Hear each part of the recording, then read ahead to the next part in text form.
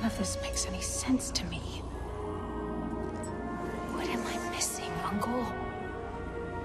What am I supposed to see?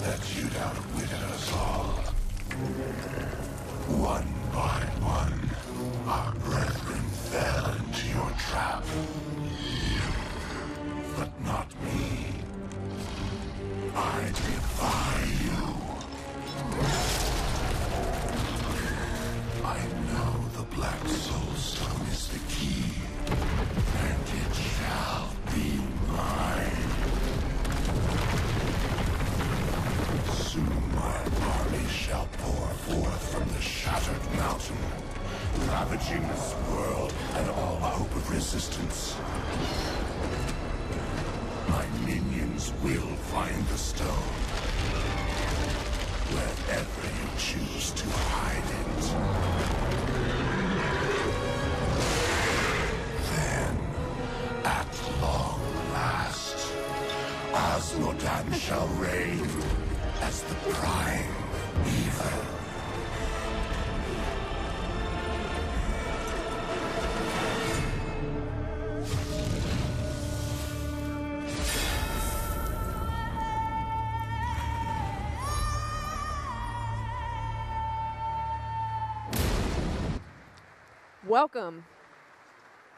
Welcome to the Blizzard Cinematics Diablo 3 Making of the Black Soulstone panel. Please give a warm welcome to our panelists.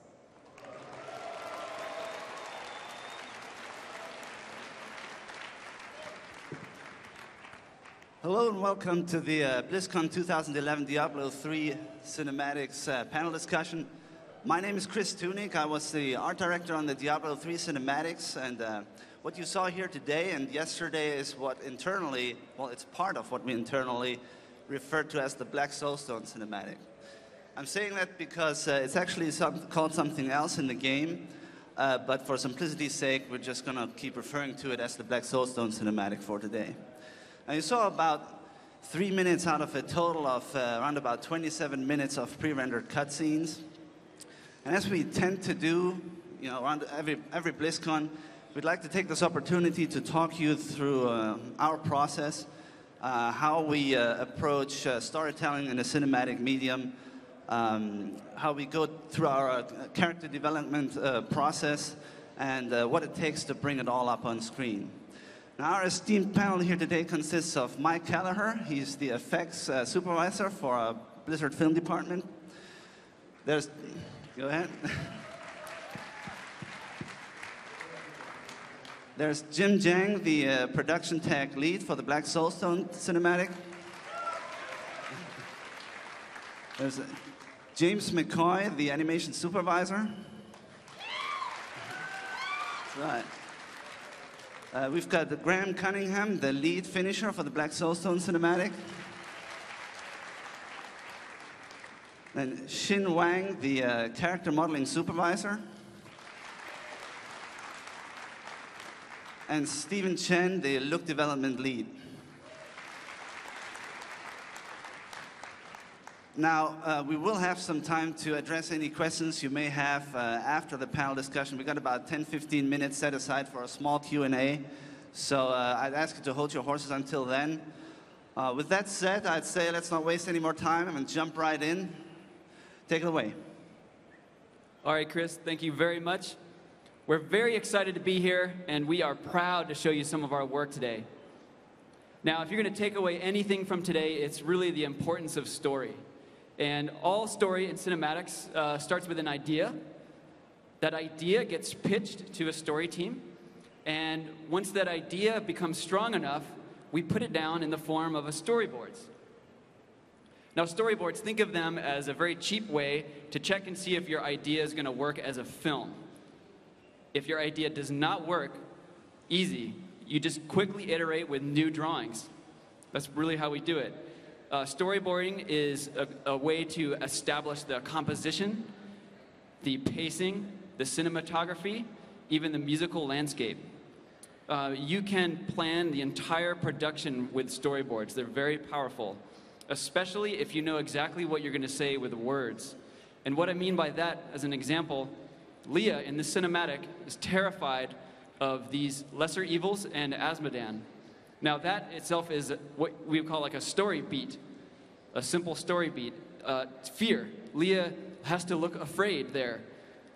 So what we do is we convey that by the way Leah cowers, her body language.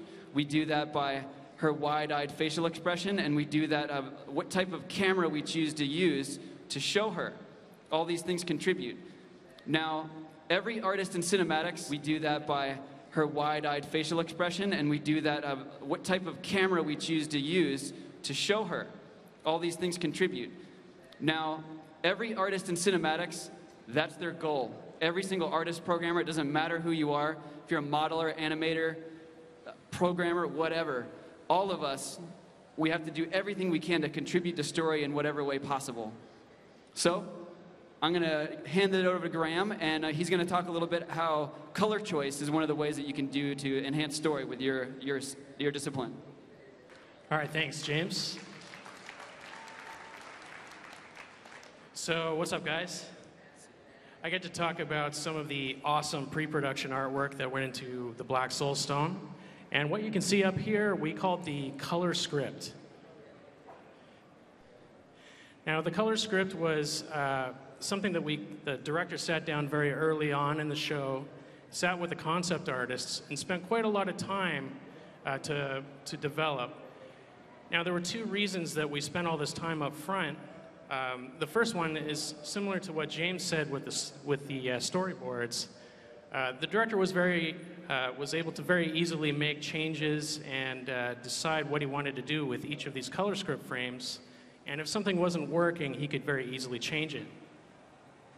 And the second reason that we created these was to provide solid artistic reference for all of the artists working on the show. And so these frames are from the first section of the color script. And the main story point that we wanted to cover was that we wanted to create this intimate space that Leah and the Black Soulstone were in. And the background is not really important, so it's sort of a mysterious background.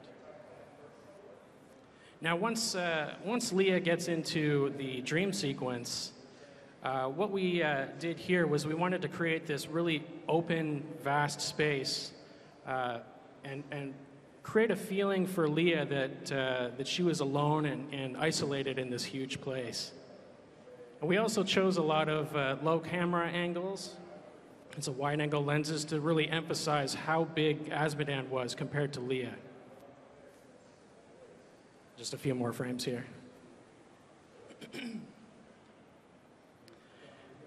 And so once Leah gets, once the cinematic steps outside here, this is pretty self-explanatory. We really wanted to paint sort of a hell on earth scene.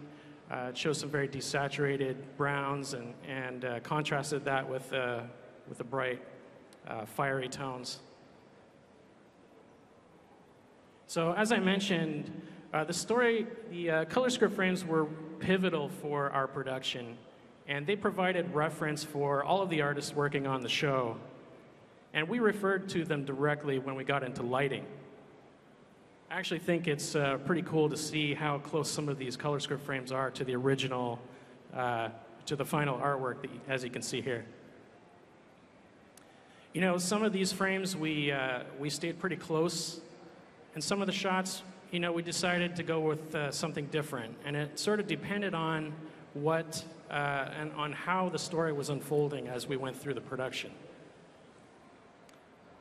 So overall, I would say it's been an extremely successful process for us and something that we came to rely on throughout all of the Diablo 3 cinematics productions. And to talk a little bit more about asset development and how it came about, I'll introduce Sheen. Hi, everyone. I'm going to talk about the character development process. We had worked on D3 for a long time. Over these years, the character's look and design changed according to the game, story, and also, of course, of technology. Some of the change is very subtle, but some of the change rather drastic. So here is the first version of Asmodean concept. As you can see, it's a very strong demonic face with an interesting human mask. This is one of the gray shaded preview of the model. All these lines, including the back cross, it is from the idea originally from the concept artist Victor Lee and the game team, is that they tried to play the idea mock angel, is that try to mimic the angelic form in a demonic way. He's bold, he's strong, he's powerful, but we find along the way, we find the ideas a little bit too simplistic. So Asmodean is a Lord of Sin. He is not only a brute, he has greed, envy, gluttony, greed, lust, wrath, lots of complicated personality in him. So we want a more complicated design to showing this quality. So we keep trying, and also, of course, for this version, overall, he is too insect and alien-like. So we try to get a more, the demons more flashy look. So this is a second try of our design we tried to use on Asmodean. This design originally designed for the other demon boss. It's a very unique and powerful design. It's a shark-like demon boss with a huge chopping blade.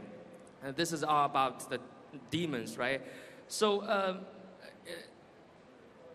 this is the version, fully textured version of the model. But soon we realized, we would rather to have more fun to design something special for a lot of scene, Asmodean. So here you go. This is the final concept from Vic and also the game team.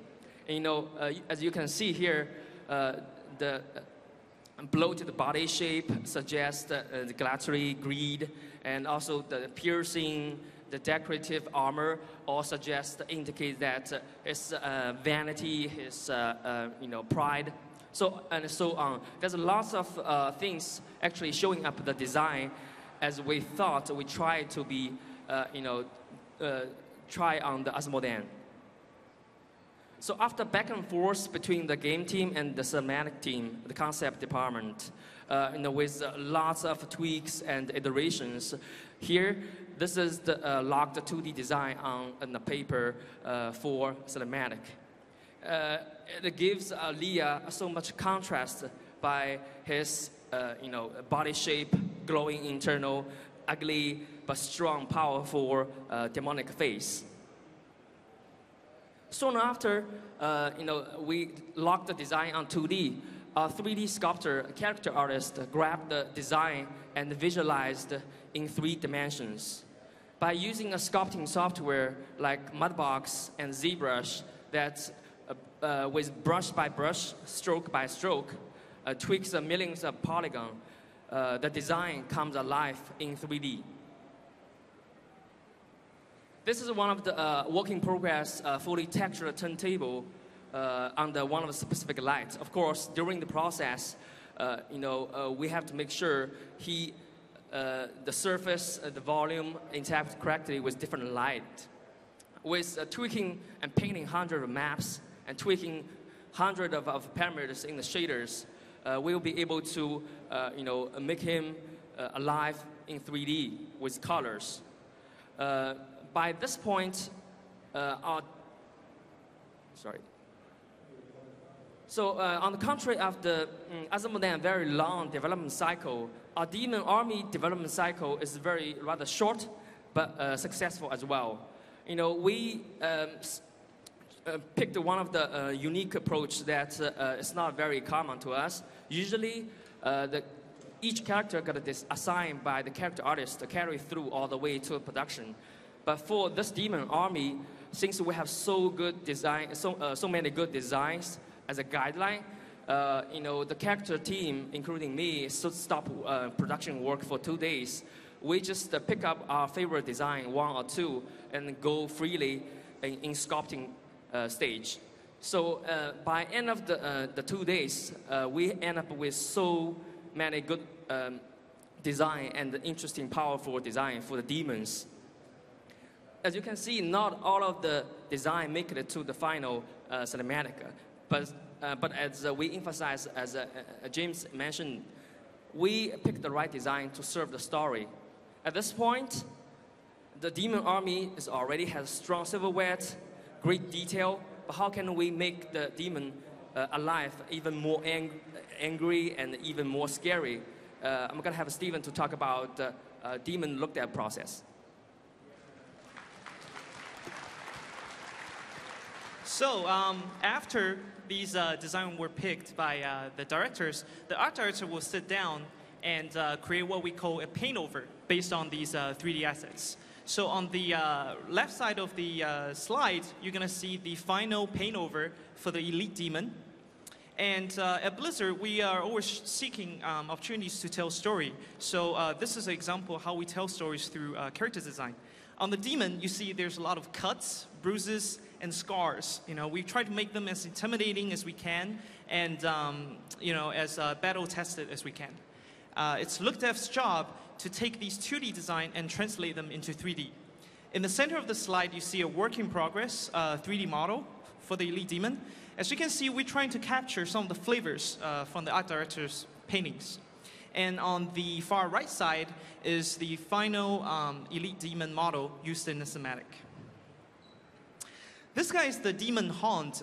The particular challenge for this fella is to get the skin contrast to show through, because parts of him is very matte and very dark, kind of rhino, elephant kind of dry skin. And there are these freshly cut up wounds, which is flashy and bloody.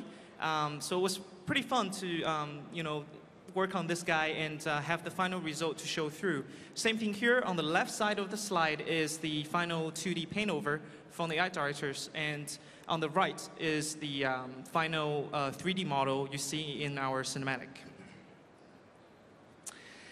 This guy is the Wing Demon. Very, very cool design. Unfortunately, the way we shot it in the end, we don't really see much of him. We only see the dominant wings, and it was actually pretty difficult to make the wings interesting and detailed. This also went through the same thing. The art director will come up with iterations and iterations of painting, and we'll settle on the final painting, and we'll go and try to translate it into 3D. So with that, I'm going to hand it over to Mike to talk a little bit about effects. Hi there. So I wanted to take a little time to talk about some of the effects that you see inside the cinematic. What you see on the screen is probably what we're doing most of the time: water, fire, atmosphere types effects. Generally throwing lots of particles around the screen. For example, here's 30,000 bunnies being exploded. Oh, there goes my little fuss. But we also have a little thing called intrinsic character effects I wanted to talk about. What you see here is something of the lesser evils that are on their thrones. And these were always envisioned as weeping smoke. So this is a pretty obvious effect, something you're going to see in the cinematic, but it's easy. But we do a lot of other smaller character effects, which are not so apparent. Some things like Arthas's eyes, it's hard to imagine him without that characteristic. But it has to be subtle. It has to blend in. And most importantly, it has to add to the performance. It can't distract from the performance. It's hard to imagine Tychus without his cigar, for example. But if we make that too apparent, and if it's too blatant, then it's going to distract from the story, and that's not what we want. If we're calling attention to ourselves with these types of effects, then we're doing it wrong. We're making it bigger than life, and that's not something we want to do. So to talk about pulling a little bit more from real life, Stephen, you want to talk about that? Sure. So, reference from real life. Those of you who are familiar with the Diablo universe, you would know that it's based on a very fantasy world. However, in this cinematic, we try to draw a lot of real-life references and try to make our cinematic much more believable and engaging. In this slide, you will see the look dev supervisor, Fintel, posing here for skin references. On the left, these little spheres that we wrap them in materials, for example, cloth, leather, some of the spheres are wood. And what we do with these is we try to photograph them in different lighting scenarios, and we try to study how materials actually behave under different lighting situations. This is more example of taking photograph as reference. On the left side, you see these spheres getting wrapped up by leather and suedes. We use them to study how leather, the fall of the material is, what kind of texture and detail we can put on it. And eventually, these are used for Leah's leather vest and her pants. On the right side are the wood table that inspired us for Leah's antique wood table you've seen in Black Soulstone. And the metallic objects are for some prop sets and Leah's accessory. Because we know that Black Soulstone is going to feature a lot of demons, the whole modeling team and look dev team actually took a field trip down to San Diego Zoo for a whole day. And we were able to study surface detail of these magnificent animals and also get some anatomy studies.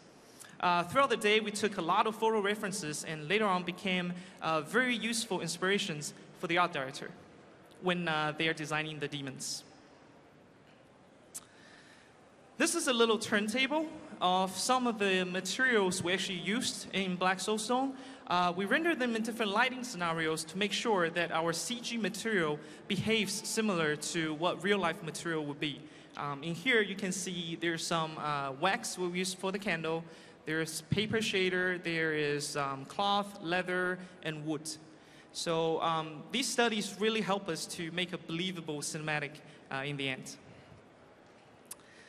This is my, whoops, too fast. Here we go. This is my favorite. In the beginning of the show, the art director wanted Asmodan to be this very translucent, very slimy creature. So we looked at hundreds and hundreds of photographs of frogs and turtles.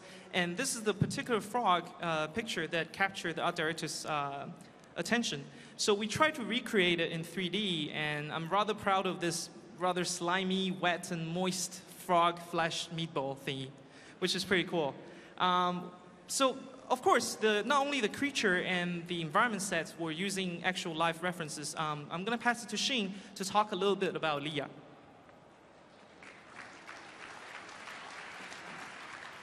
Same as Steven mentioned, as for character, we did an intensively study from the real life, more than ever. So, since from the very beginning of the project, we know the biggest challenge for Black Soulstone is these super close-up shots. Not only about the face, eyes, we know it's going to be very challenging. The reason why is that we never done this super close-up in this distance with so many shots. And also, it's a female character's face. You want her looks pretty. On top of that, make the CG eyes looking believable. It's another layer of complexity. So the first thing we did is a photo session. We brought our producer Angela to on site, and our look dev supervisor Fing Teo and one of the art directors Jonathan Blueby. We set up the scene, light up the candles, blow up the smoke. We try to simulate a similar lighting situation for Black Soulstone.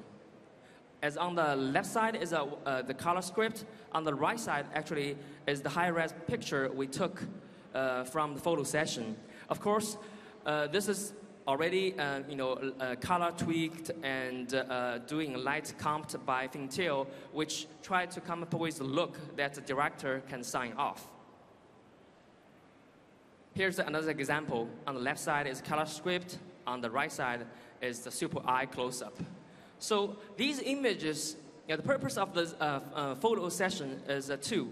One is that we can study those high-res images to analyze the color, to analyze the skin shader, interactivity between the skin and the light, and the DOF, all these factors. The second is that we can, from those photo sessions, we were able to capture the high-res texture maps from the real life by using a special camera rig the look-at supervisor designed.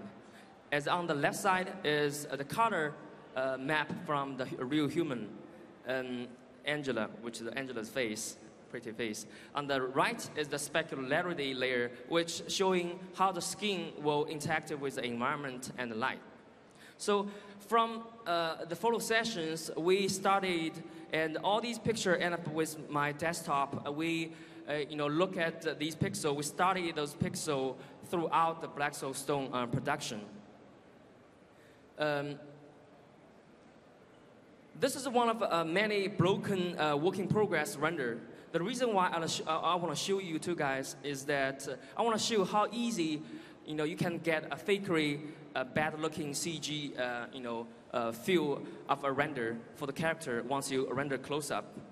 As we find out that the final look is set up by the lights hits on the surface, which interpreted by the surface shaders.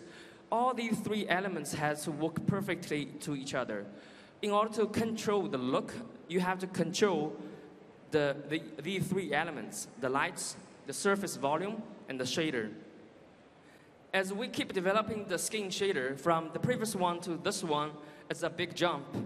Actually, this took us endless rendering, endless tweaking, endless hundreds of map painting in order to get in this stage. With a very close collaboration with one of the lighting lead, Mark Lai, we found out actually one of the processes we think we are really proud of is the lighting look dev, which is this process I'm talking about. From this lighting look dev process, we work the assets directly on with the lighters. So in order to make the lights, the shader, and the surface all working perfectly with each other, so we work close to each other in order to set up the look. Along the way, we keep trying. There's different studies, but at this point, the skin looks a lot better, but still not 100% up to our standard. The skin still looks a little bit crunchy, a little bit contrast. So from previous slide to this one is another big, fun that I think we found out really useful by introducing the soft light approach. I think the Graham is going to be going to the detail a little bit more in the later. By introducing the soft light, the skin looks much more realistic. And also, we instantly fall in love with this test render. We felt this is the look that we want. Soon, we retweaked the shader and texture maps all around just in order to work with this lighting. From then on, we established the look for the super close-up shots. Keep tweaking, lots of small tweaks, changes. Finally, we got this stage. Of course, we didn't stop at the even after the lighting look dev. As we introduced the enemy displacement in order to get a much more subtle wrinkle facial movement, we kept looking at the deformations in order to make sure the hands, eyes, the body works correct under the light. The animation team did the same thing and has their own take from the reference. James. Cool, thanks, Gene. So I'll talk a little bit about what the animation team. Thank you, Shane. Yeah.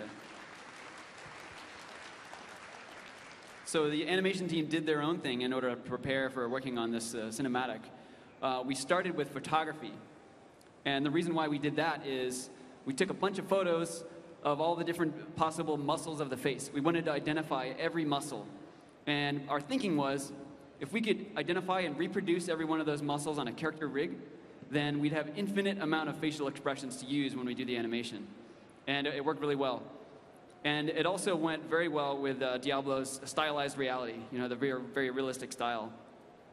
We also took specific videos. Since we had to do a super close-up of the eyes, we studied eye behavior. We even studied specific shot video. Here's Angela again, falling asleep. Here's our director, Nick Carpenter, doing the same thing. And we learned a lot from that about how the human eye has many, many different types of half blinks and flickers and things like that. We identified all those tiny little muscles and we put them all in there into the final result, like this. And all that research really paid off. We also, in doing the animation, we take that reference, we take that research, but we also have to exaggerate it so it comes across on screen even more clear. Now, for Leah's close-up hand shot, we took this specific video, and we learned quite a bit about the mechanics of writing. We also learned subtle details about how when you write, it even indents, the pen indents the page a little bit. We put some of that in there, too. From this research, we also learned in detail how the shape of the hand needs to be just dead on. It was a close collaboration between the modeling, between the rigging and animation teams in order to get the shape of the knuckles and all the individual wrinkles of the hand just right. And I'm actually going to hand it over to Jim now, talk a little bit more about the Leah process. Thanks, James.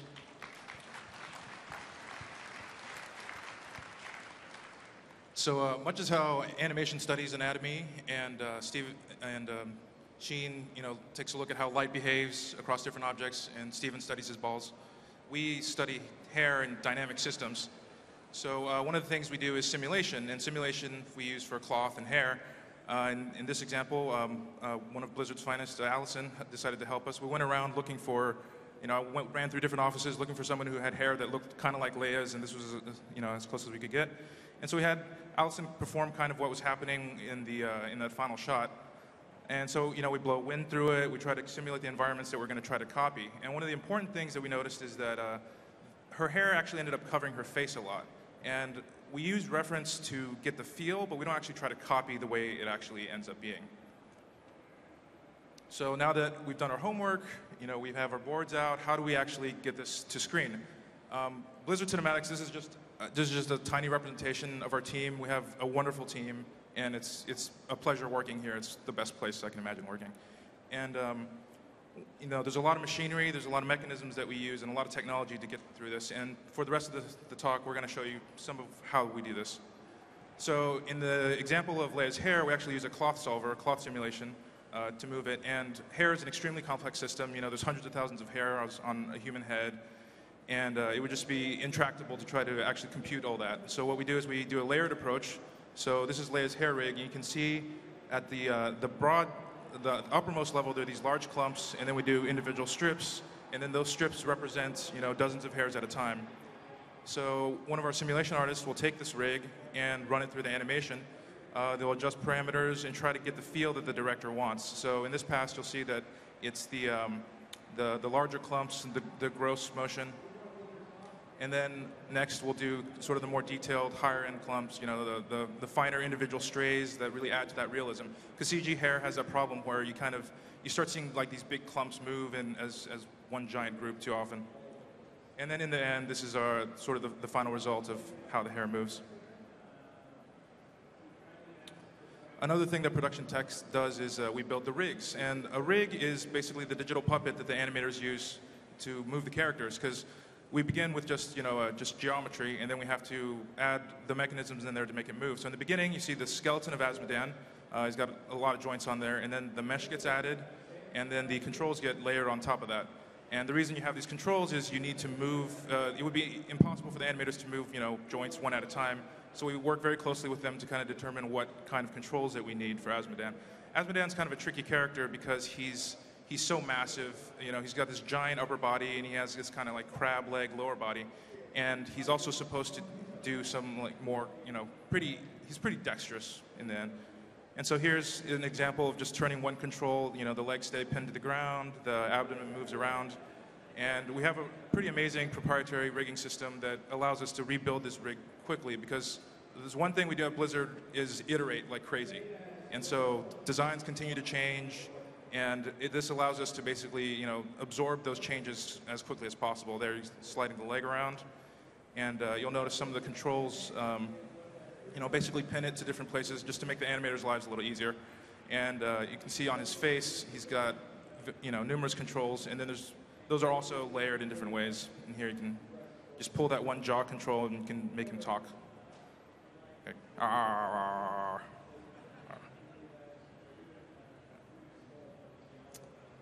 And to give you an example of some of the complex stuff that Azmodan does, in this shot, he's completely bent over. And a creature of this girth couldn't really do this, so we cheat it in CG.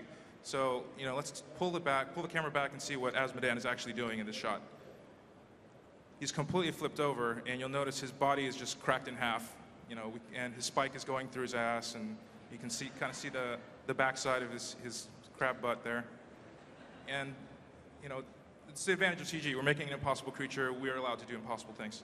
But again, rigs wouldn't really be anything without amazing animators, and we have the best animators in the world. I know because I've met all animators in the world, and we have the best ones. So here's James to talk about that process.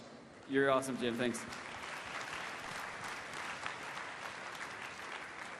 So then the animation team comes in, and we have these awesome rigs that Production Tech made, and we need to design. We have to figure out how we get Azmodan to move. Looking at him, we usually, when we start any character, especially if it's a creature, we look to nature to figure out, what we're going to do, how, what's a good jumping off point, right? So this guy, he's kind of an abomination. There's nothing in nature like him, exactly. So we just pull from the best thing we can and kind of combine different things. Like Jim had mentioned crab, and crab was an awesome reference for his lower body. Just the way he carries his weight, the exoskeletal shapes and everything, it was perfect. But then for his upper body, we were sumo, perfect. Azmodan is like sumo crabman or something.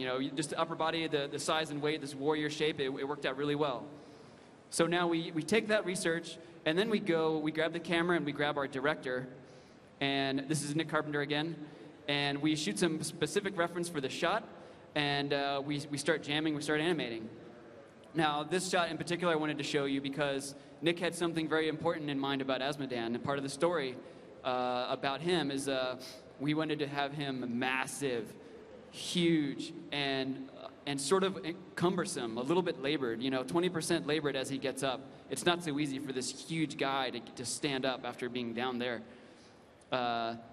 Another note about reference in the animation team or for any artists out there is that the idea for shooting reference is not really just a copy. You're kind of doing yourself a disservice if you just like shoot and copy. That doesn't really do anything for you. The reason why we don't do that so much is because we want to make something new. We want to learn from it, and then also we have our own ideas. So we have the reference, we have our own ideas, we have multiple takes that we draw information from. We process that all in our head, our artist brains, and then it comes out as something that we've never seen before, right? That's mainly what we do. Pretty much all the teams here kind of do that sort of thing. One by one, maybe you can turn the sound up on this one. Fell into your trap, but not me. So yeah, let me play that for you one more time. One by one, our brethren fell into your trap, but not me. This was our next production challenge. We had to get this guy to talk. Not only talk, but very close to the camera. So the first challenge is he doesn't have any lips. He can't, how does he speak without any lips? So the animator had to get very creative. We had to put something in there to substitute for lips, and that's where the creativity comes in. We decided to use the teeth and all these weird different mandible pieces that he has on his mouth in order to make a seal and actually make it convincing that this huge demonic guy can actually talk, and it kind of works. One other thing about this was that it also lent well for the story. It just kind of happened that when you watch this animation, it's very unsettling. And when this guy kind of gets up in your grill really close and he's scaring Leah, it just has a very uneasy feel to it because you don't really see this sort of skeletal, toothy creature talk right at you. The next challenge after that was Azmodan's army. Now, Nick kind of gave us a criteria for this. For Azmodan's army, it had to be innumerable, just countless numbers of demons. They had to be chaotic, and it just needed to be sort of a primordial mess that was coming out of this mountain. So here's an example of some of the different animations that we did to populate the scene. Here's some of the animation cycles which we use to populate the very, very far background of the scenes. Now we also do some more high-definition animations that are called hero animations that we use in the foreground, and that's the stuff that's like right near the camera. And here's another thing I wanted to show you. This is an example of one of those like high-definition animations. But I'm showing it to you because you don't really get a good look at this particular animation in the final cinematic. So you're getting a special BlizzCon treat here. This is the winged demon walking, and there's a special treatment that we did on the fingers and the wings and things like that. All right, and let's see, who's next? I'm going to give it back over to Jim and talk a little bit more about how we do the crowds. Thanks, James.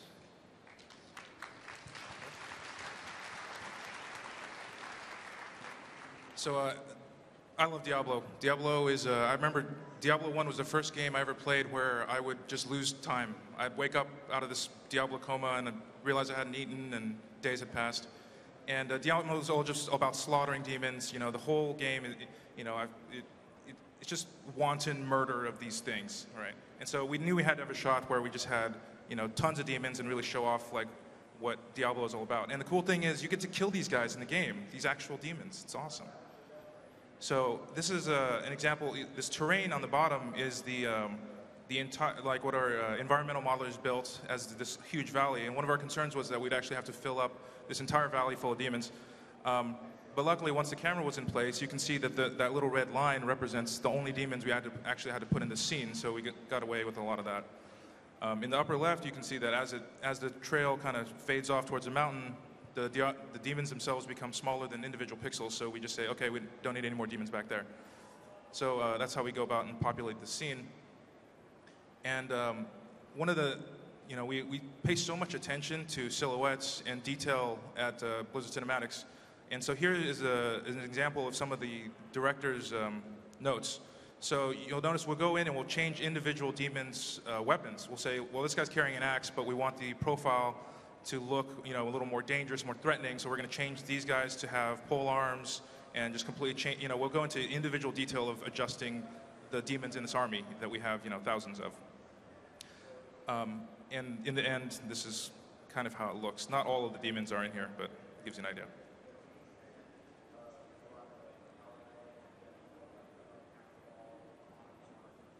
There's that wing demon James was talking about.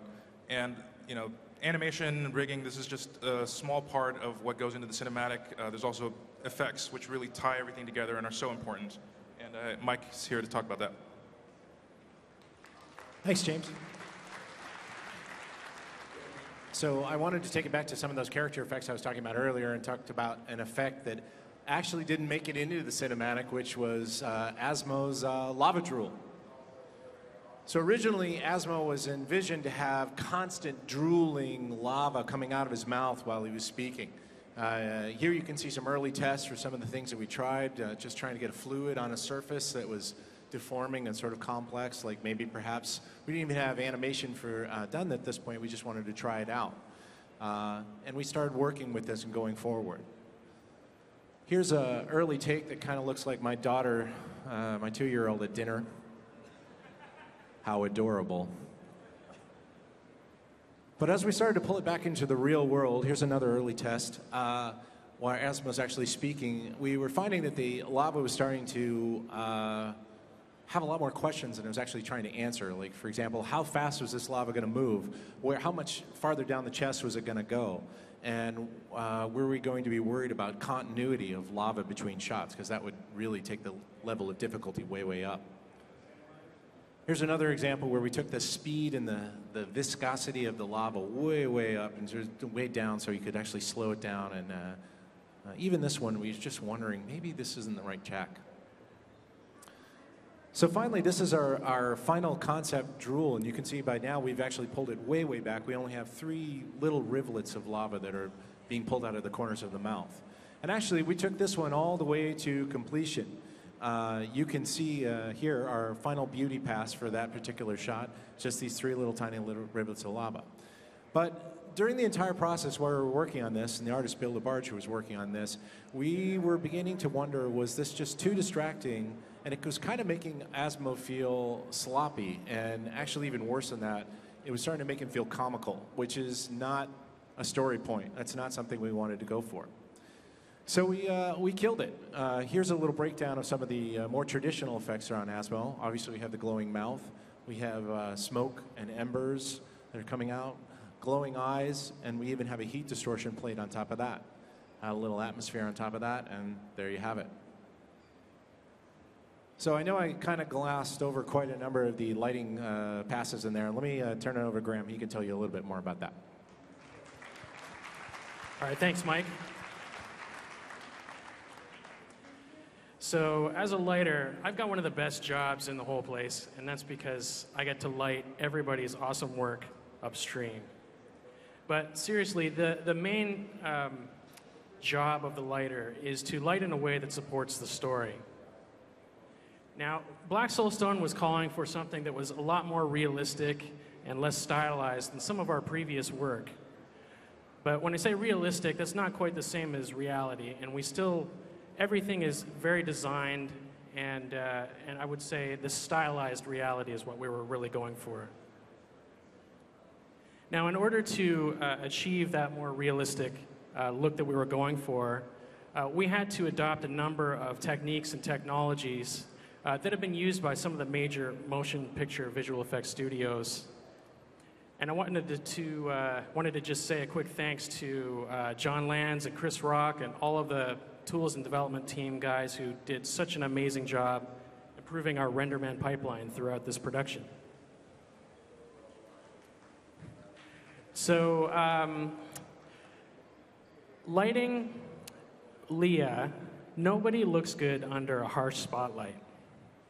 And so when we got into lighting Leah, we had to make some choices regarding the type of light sources that we were using. And here I'll show you a couple of different lighting passes that we did for Leah for this particular shot. And I'll talk a little bit more about what I'm mentioning here. Light can be hard or soft. And basically what that means is a hard light gets very sharp shadows, gets a lot of crisp details. A soft light is a lot more flattering for a character. How you achieve a hard or soft light is really a matter of how big the light source is.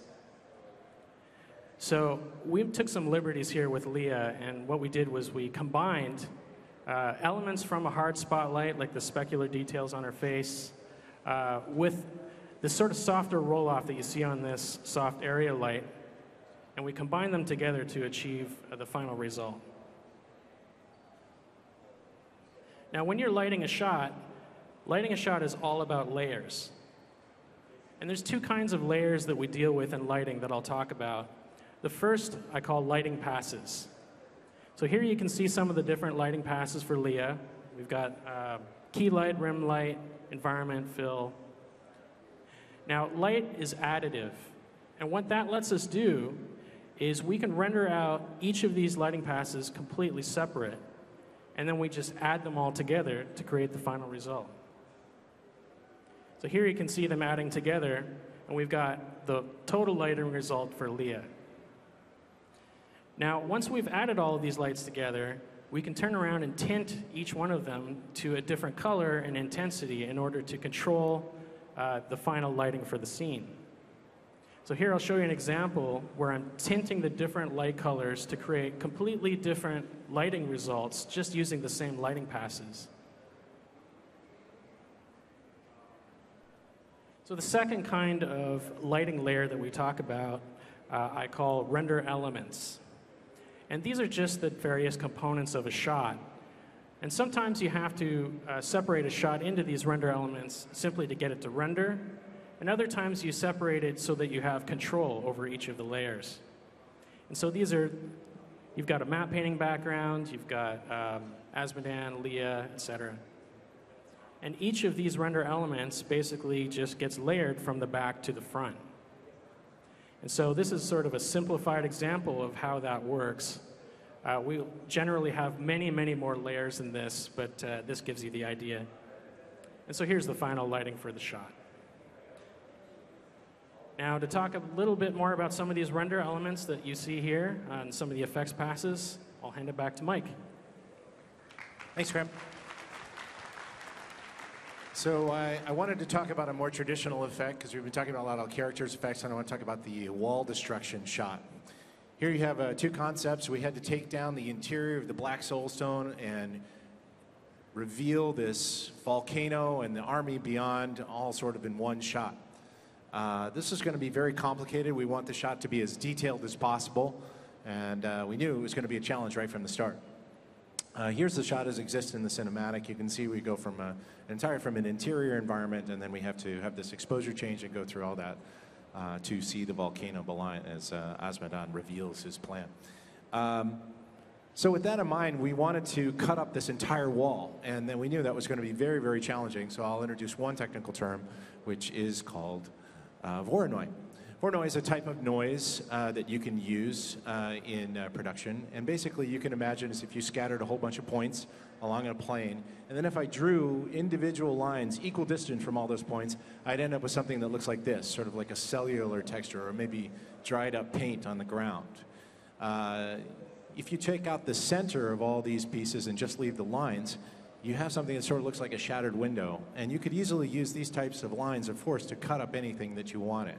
Add those things together or start combining them, some of these individual shapes, and you start to get some pretty organic looking type materials.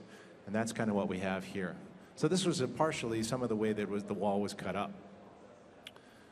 Here's the final animation of the wall and just a preview. And I just wanted to point out and put my hat off to James's team that this wall basically did not go through a simulation. Our director had something very specific in mind when he wanted to have this wall fall. And so most of these pieces were animated by hand. So crazy. Thank you. So once we had our animated wall, we decided we would take it a little further and gave it back to the modeling team. Here are some of the hero sculpts that the modeling did for some of those pieces and started to put in pieces of the wall, the interior, almost like bricks and mortar and even cement, you can imagine, in some of these. And once they were done with that, we handed that back and we had our initial wall. So let's get to some of those effects passes that Graham was talking about. Here's our shot again, and we'll go a little bit into it, and then we'll freeze the frame for a second. So we start off with the initial one, which is just sort of little particle points and dust that's coming through that wall. Added that, we start adding rocks. The artist Hosuk Chang developed an enormous amount of rocks for this. I think there were over 40,000 little tiny rocks that are being generated as the pieces, combine and hit each other. And then on the top of that, we put on a whole bunch of smoke and dust that's being in on either side of the wall. Let's add it back into the shot. So here's our rocks, here's our background, here's all of our effects passes on top of that. Once we have those, we'll put the characters back in. And finally, we'll start adding some more sort of volumetric atmosphere, a little bit more haze and dust, and there you have it. That's our final shot. So it falls to me to say thank you very much. I wanted to say, thank you. This is a very small representative of the Blizzard Cinematics team. We're all super excited that you got to see that at BlizzCon. Thank you very much to the entire Cinematics team for their hard work.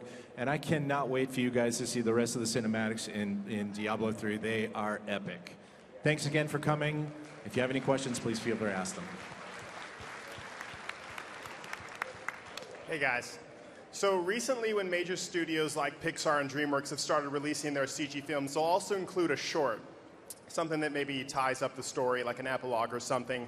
When Blizzard decides to release their cinematic collection on Blu-ray, do you think you might throw in an extra like that? And if I can suggest it, the Battle of Arthas and Illidan at the base of Icecrown Citadel. I know the history of this cinematic with Blizzard. I know they always wanted to do it, and it was just cut because of time. This would be the perfect excuse for you guys to be able to get your hands on it and really just make it shine. Okay, well, what really takes up most of our time when we go about the production of our cinematics is the cinematics, right? I mean, we spend a lot of time figuring out what goes up on screen, and I think altogether we worked on it for like several years, all the cinematics in their entirety. So that leaves little time at this point to to do extra work. Though, I mean, we're constantly working on it. We've been making quick strides with our department in the last couple of years. Big adjustments were made. The department grew quite a bit, and that'll enable us in the future to definitely be thinking about these sort of things. So, yeah, I mean, all of us are, you know, certainly keen on exploring these. Sounds awesome. Our number one priority, though, is always to support the games. That's, you know, what we try to do the most.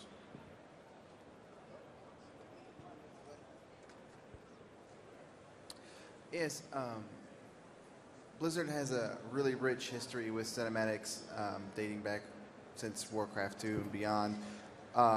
But would you, I know it takes a lot of work, a lot of time, but has discussions ever been brought up about maybe remaking some of the really older stuff? Like, not George Lucas's up, but just like really remaking it. I know it's a lot of work. I know it's infeasible, but like it would just be really cool to just see some of that older stuff that really hasn't dated well. Like maybe some of the StarCraft 2 intros or something like that. I think it would just be a really cool treat. I think that's a great idea, but we have not actually talked about remaking anything, but I think it's an excellent, excellent idea. It's cool. I love the StarCraft cinematics. That kind of got me into doing this. So, yeah, they're fantastic, but we have a whole lot of work to do. So.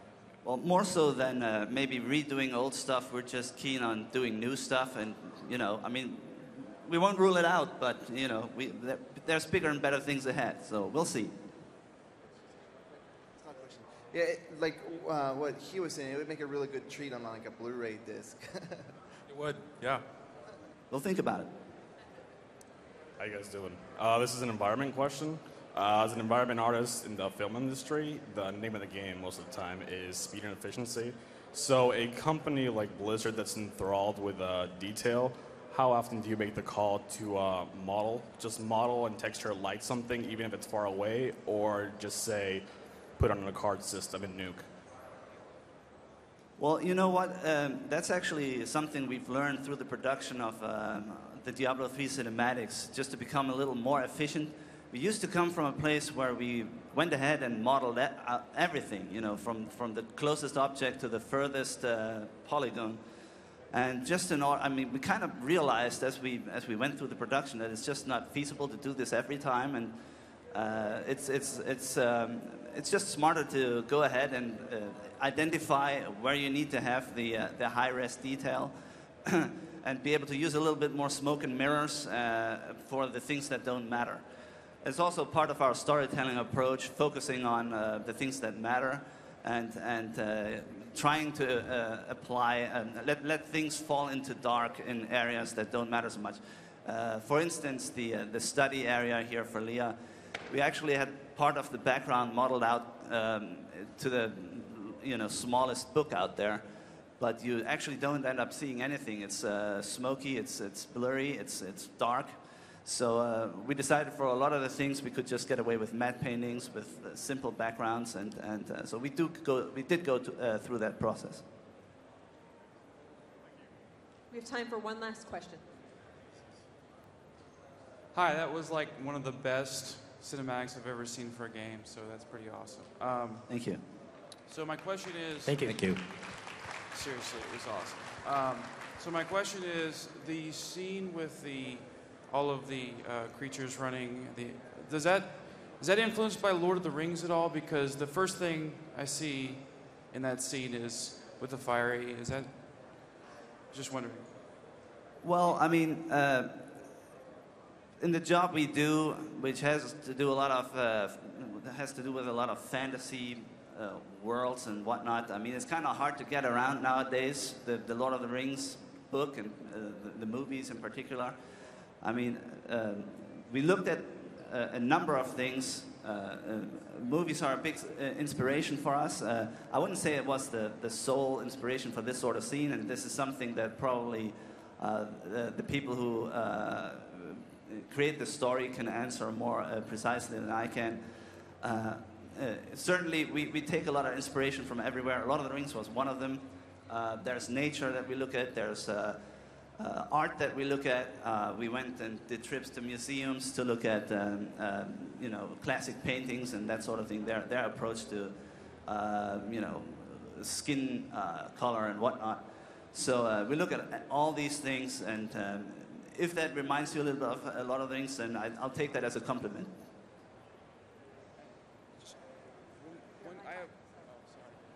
How about one last round of applause for our panelists? Thank you. Thank you. Thanks, everybody. And Diablo 3 is fucking awesome, in case you don't know that. We've been playing it at work. It's so good. Team 3 is awesome. Okay. Thank you for attending the Blizzard Cinematics Diablo 3 Making of the Black Soulstone panel.